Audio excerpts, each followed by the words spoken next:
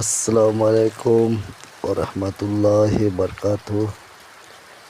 বৃষ্টি ভেজার দিন, বাড়ি থেকে বেরোতে পারছি না বৃষ্টিতে, প্রচণ্ড বৃষ্টি। আল্লাহ তাআলার কাছে লাখ লাখ শুকরিয়া।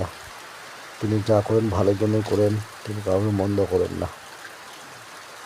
তো বৃষ্টি হচ্ছে রহমতের একটা অংশ। আজকে বৃষ্টি হচ্ছে প্রচণ্ড, বাড়ি থেকে বেরোতেছিলাম, দেখাচ্ছি বৃষ্টি করে দেখলেন, এদিকে ওইদিকে দুই দিকে দেখালাম, এদিকে দেখলেন। আর ওইখানে দেখা যাচ্ছে আমাদের মসজিদ, দেখতে পাচ্ছেন আমাদের মসজিদটা। আর এদিকে বুঝি আল্লাহর রহমতে বৃষ্টি হওয়া ভালো, অতিরিক্ত হলে আবার ক্ষতি।